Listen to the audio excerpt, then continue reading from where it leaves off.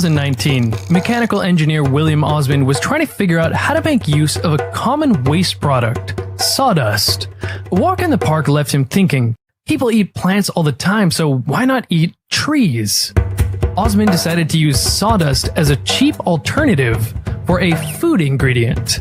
Considering the American food most resembling an actual piece of wood is the Rice Krispie treat, Osmond decided to test just how much of the crisp rice he could replace with sawdust without consumers noticing. Incredibly, he found you could replace 15% of the rice with sawdust without too noticeable of a difference in the final treat. No idea. No way. It's indistinguishable. I have literally no idea there's sawdust in here.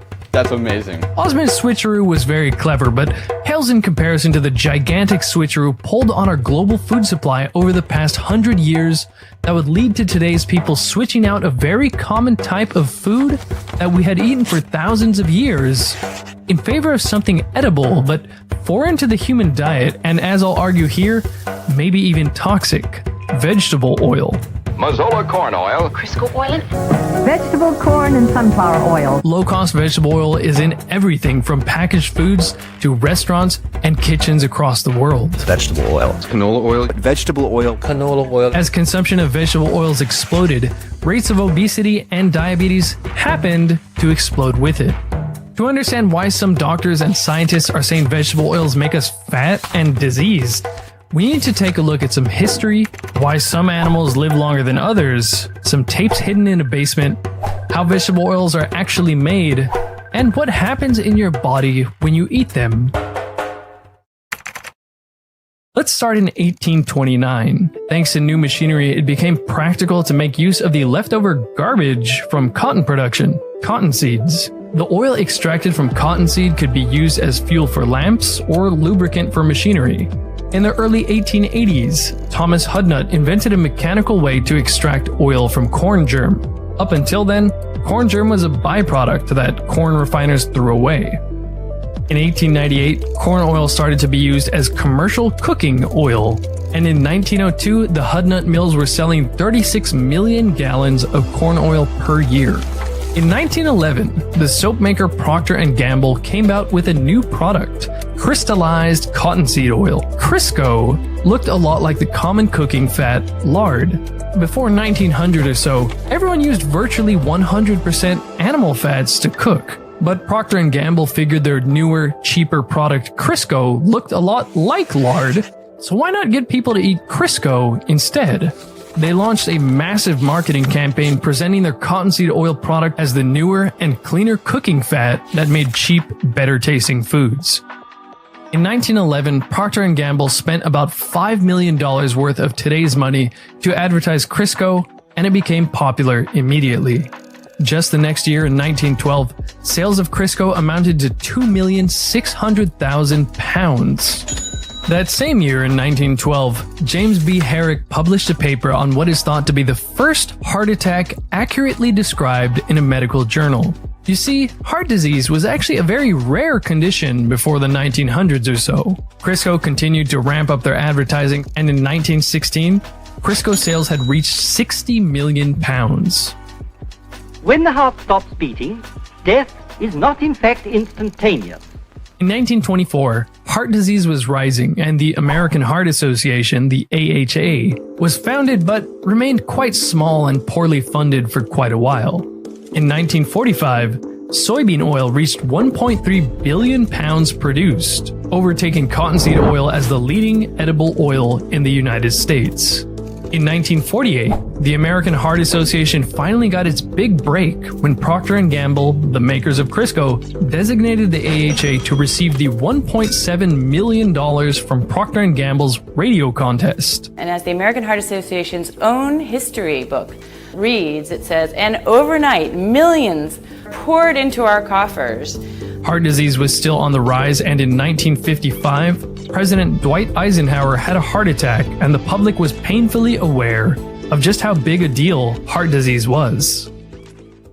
Then, just 6 years later in 1961, the American Heart Association had the answer to heart disease.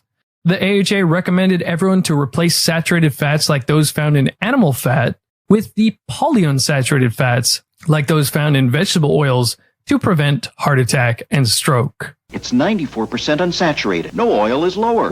By the way, saturated fat consumption didn't really correlate with rates of heart disease before or after 1961 when the AHA made their recommendation.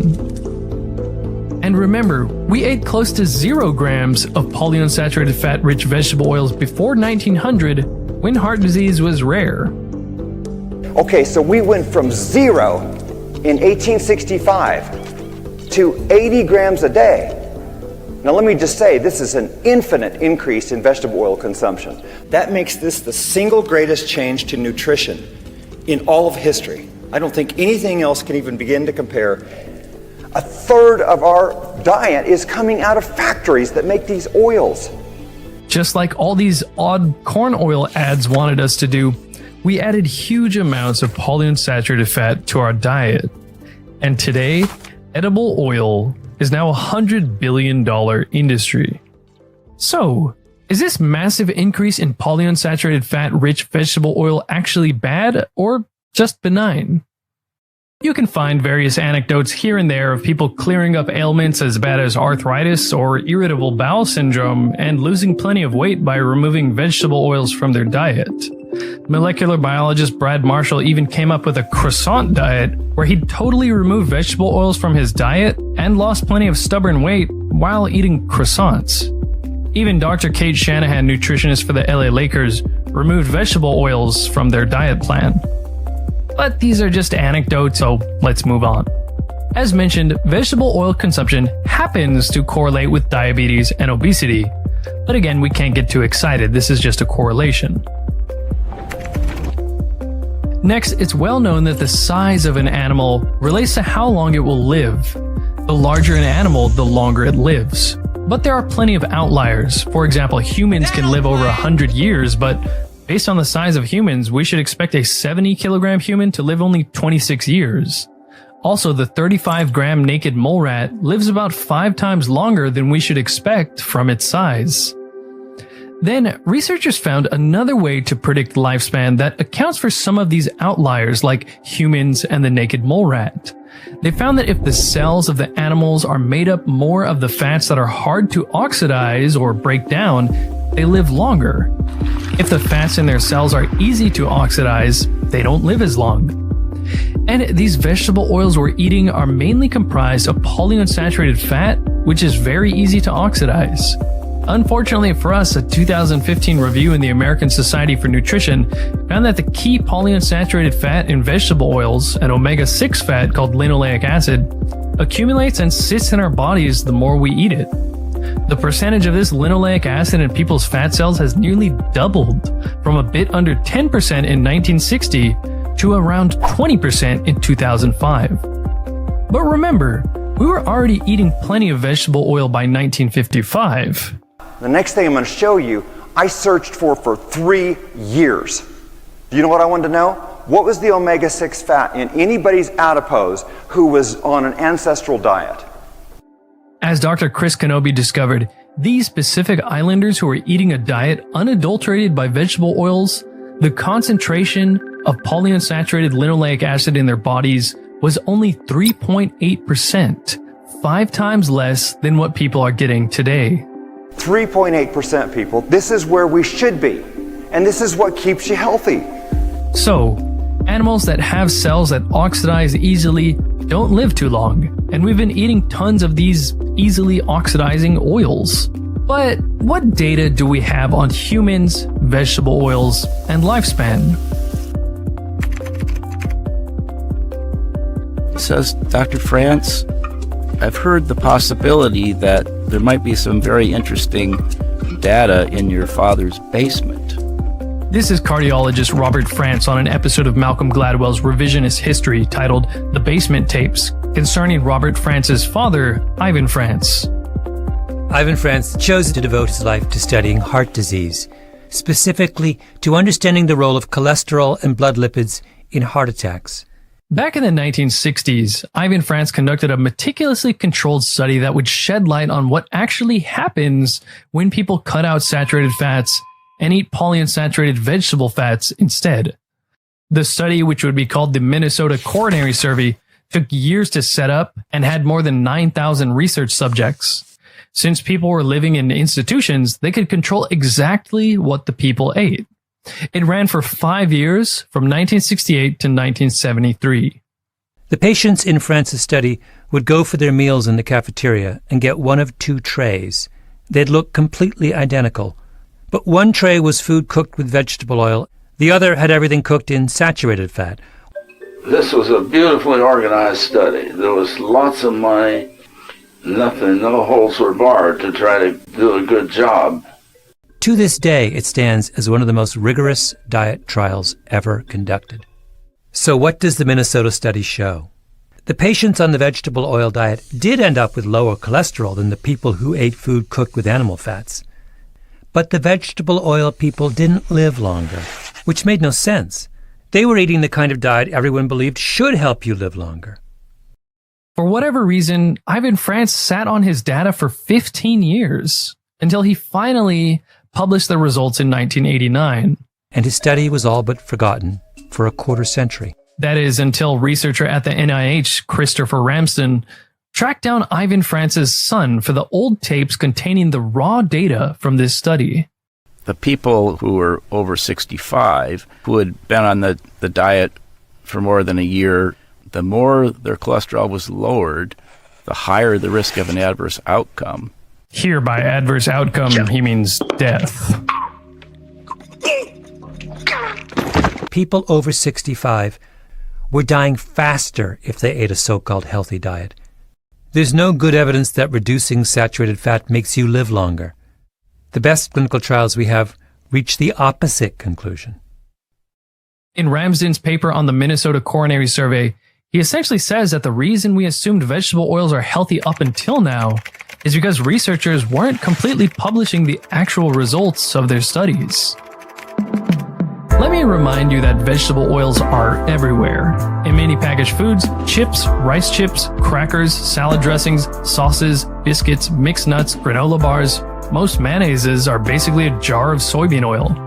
I'm not in the US at the moment, but even most of these nicely packaged meals at this expensive Japanese supermarket contain these cheap vegetable oils. Most restaurants and chefs use vegetable oils because they have a neutral flavor and, well, they're cheap. People have asked me what I think about plant-based meats in the past, and one reason I'm not keen on them is because they're simulating the fattiness of real meat with a bunch of vegetable oils. Canola, soybean, grapeseed, sunflower, safflower, corn, and all kinds of polyunsaturated vegetable oils have replaced saturated fats in our food supply. Okay, so why?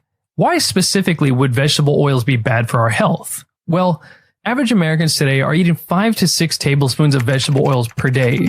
That's around 700 calories of oil filled with polyunsaturated fat. It's almost impossible to get this amount naturally. There's so little oil per ear of corn that it takes 98 ears or 12,000 calories of corn to get you 5 tablespoons of corn oil. 625 grapes or 2,800 sunflower seeds will get you 5 tablespoons of grapeseed or sunflower oil. So a long industrial process is dedicated to ripping oil out of these tiny seeds. As mentioned earlier, polyunsaturated vegetable fats oxidize very easily. Oxidize simply means to react with oxygen. This is how metals rust, and this is why meat that you leave out turns brown after a while.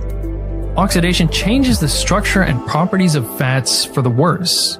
McDonald's actually used to fry their fries in beef fat, which was a really good idea because it tasted better, and the saturated fat in the beef fat is very resistant to oxidation. It's been common knowledge for a very long time that it's the unsaturated fats that are fragile, and polyunsaturated fats are far more fragile than monounsaturated fats. The main polyunsaturated fat in vegetable oil, linoleic acid, is 40 times more prone to oxidation than the monounsaturated oleic acid you find in olive oil.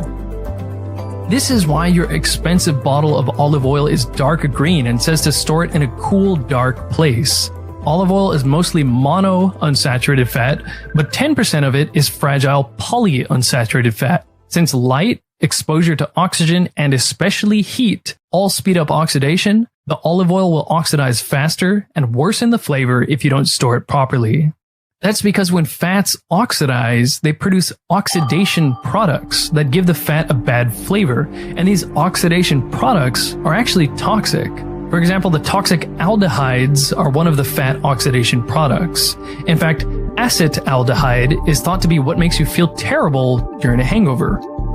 Professor of bioanalytical chemistry in the UK, Martin Grutfeld, received some press for suggesting that vegetable oils are not a healthy cooking oil despite the National Health Service saying so. His research showed that meals fried in vegetable oil contain 100 to 200 times more aldehydes than the daily limit set by the WHO. So if you must fry your foods at high temperatures, the far more resilient saturated fats like coconut oil or butter produce far less of these harmful compounds. Ironically, the reason McDonald's switched to frying everything in vegetable oil was thanks to Phil Sokoloff, a Nebraskan millionaire who in 1985 began spending his personal fortune on his crusade to stop others from consuming so much saturated fats, which Sokoloff thought were responsible for his heart attack. His extensive anti-saturated fat marketing campaign was effective, and eventually, McDonald's backed down and swapped oxidation-resistant beef tallow for easily oxidizable vegetable oil in 1990. The intense processing necessary to simply get the oil out of tiny seeds and into bottles easily damages them. Heat is a great way to oxidize fats, and vegetable oil is repeatedly heated long before it ever arrives in a kitchen. There are many steps to create edible oil, and several of them involve very high heat. The oil is heated to 80 degrees Celsius during the acid wash process. In the neutralization process, the oil can get up to 95 degrees Celsius. The bleaching earth step is carried out between 90 and 110 degrees centigrade for 30 minutes. At this point, the oil has oxidized so much that it's rancid and would taste terrible and smell awful if you ate it as is. This is why there is a final intensive deodorization process. During this extensive deodorization process, the oil is heated once again and can reach as high as 260 degrees Celsius or 500 degrees Fahrenheit. That's 125 degrees hotter than the temperature needed for deep frying. There's something called the Israeli paradox. Israel has one of the highest omega-6 polyunsaturated fat consumptions in the world. Their omega-6 consumption is 8% higher than the USA and 10 to 12% higher than most of Europe. To quote this paper, despite such national habits, there's a paradoxically high prevalence of cardiovascular diseases, hypertension, type 2 diabetes, and obesity. Now, the other thing about the fragile polyunsaturated omega-6 linoleic acid in vegetable oils is it's still problematic even if not heated. Heat isn't the only way to oxidize vegetable oils. They can oxidize just sitting on the shelf. Walnut oil, for example, which has plenty of linoleic acid, will readily oxidize in just a matter of days while simply sitting in storage, as you can see here. Vegetable oils also oxidize while sitting in your body, creating toxic oxidation products like an aldehyde called 4-HNE. 4-HNE is actually considered to be the most toxic aldehyde, and this compound has been associated with aging, heart disease, diabetes, and Alzheimer's. Neuroscientist Tetsumoto Yamashima has done plenty of research on vegetable oils and 4-HNE. He's published multiple papers on the damaging effects of this compound and why people need to avoid vegetable oils because they oxidize into 4-HNE in our bodies. This book of his is titled Stop Eating Vegetable Oils to Save Your Brain and Blood Vessels.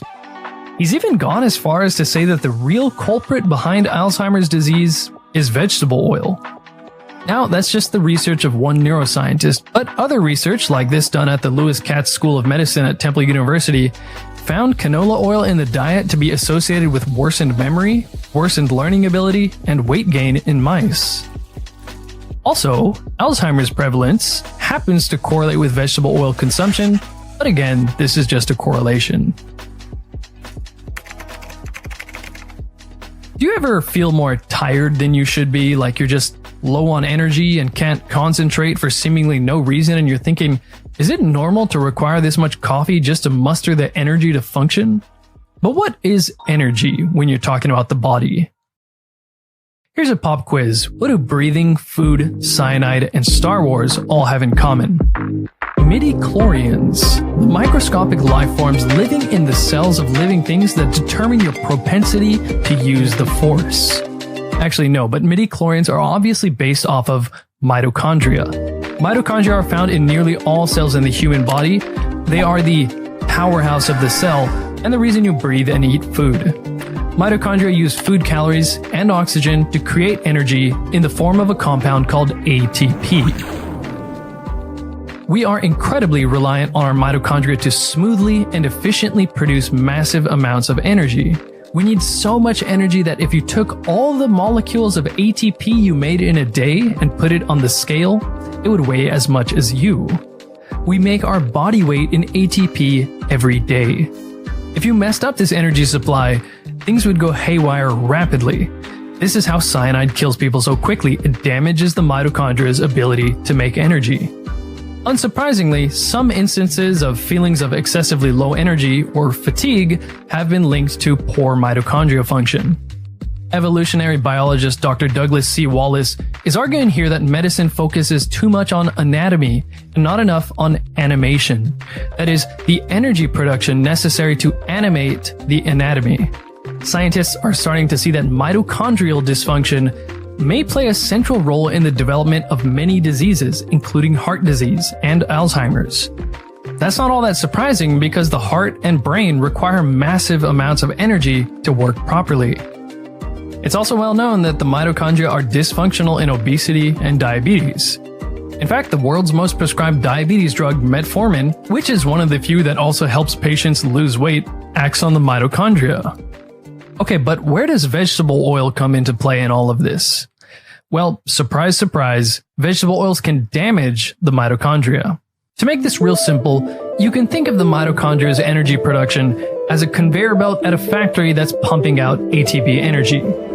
After your body pulls electrons from the food you eat, complexes and electron transporters pass electrons down this conveyor belt, the inner membrane of the mitochondria. This results in protons being pumped up here, and then the protons get sucked into this ATP synthesis enzyme to make ATP. Now, the conveyor belt, the inner membrane, has plenty of something called cardiolipin. This is important because this is what's damaged when you consume plenty of vegetable oils. When the linoleic acid from vegetable oils accumulates in your body, you can get what's called a peroxidation cascade, where kind of like dominoes, one molecule of linoleic acid oxidizes and produces a substance that can oxidize another molecule of linoleic acid, and that produces more of that substance that can go on and damage another molecule of linoleic acid, and so on and so on. It's a chain reaction. This chain reaction can go on to affect the cardiolipin in your mitochondria. As this study shows here, when rats eat a linoleic acid-rich vegetable oil diet, markers of oxidized fat doubled. And in the heart, the content of cardiolipin, the stuff your mitochondria needs to properly produce energy, was reduced 5-fold. In this study, the cardiolipin of diabetic and non-diabetic rats reduced drastically when they were fed a vegetable oil diet. And the mitochondria of the vegetable oil-fed diabetic rats completely collapsed into these crumpled blobs. Even the textbook Recent Advances in Mitochondrial Medicine acknowledges that omega-6 fatty acids, like those found in vegetable oil, may damage various organs including the pancreas, which would worsen metabolic syndrome and type 2 diabetes. So, going back to the first study, what happened to the normal rats whose mitochondrial cardiolipin was reduced so much from eating vegetable oils? In just 4 weeks, these rats had heart failure. Developing heart failure that fast is very alarming, but of course humans are not rats, so it's not like eating a bunch of mayonnaise will give you heart failure in a couple weeks. It's going to take a very long time of consuming plenty of vegetable oil for damage to become apparent. But how long? Well, let me mention one last study. The 1969 LA Veterans Administration Hospital study, another very well-controlled clinical diet trial where people over 60 were given either animal fats or vegetable oils. To cut to the chase, the people in the vegetable oil group were dying more. And this was the case even though there were twice as many heavy smokers in the animal fat group. The interesting part is that this study was so long, 8 years, and it took many years to clearly see the negative effect of the vegetable oil diet. The study authors concluded that to truly understand the negative health effect of vegetable oils, maybe studies need to be much longer than 8 years, but most only last 5 years at best. So to sum all this up, vegetable oils, which are rich in the polyunsaturated omega-6 fat linoleic acid, displace saturated fats, which we had been eating for thousands of years. The consumption of these new oils happen to correlate with rates of obesity, diabetes, and Alzheimer's. Correlations are just correlations, but it's well known that polyunsaturated fats oxidize very easily, creating oxidation products which are toxic to humans. Not only that, but linoleic acid accumulates in the body where it can oxidize, creating these harmful oxidation products and damaging our mitochondria. And lastly, well-controlled clinical trials have found worse outcomes for people on a vegetable oil diet. So, something I've been thinking about is, if this is such a big deal, why isn't it a bigger topic? Why aren't more people interested in vegetable oils the way people are interested in the health effects of, say, sugar? Well, I think the difference is sugar tastes and makes us feel great. If you took it out of your food, you'd definitely notice. So I think some people intuitively think, this has got to be too good to be true. Maybe sugar is bad for me. But with vegetable oils, they're a lot like the sawdust in William Osman's Rice Krispie treats. They're just there, hard to notice, hiding in your food. I mean, how often do you think about the fat used to make your food? If someone swapped the sugar in your coffee with stevia or Splenda, you'd notice pretty quickly. But could you even tell if the aromatic vegetables you ordered at a restaurant were sautéed in canola oil instead of butter?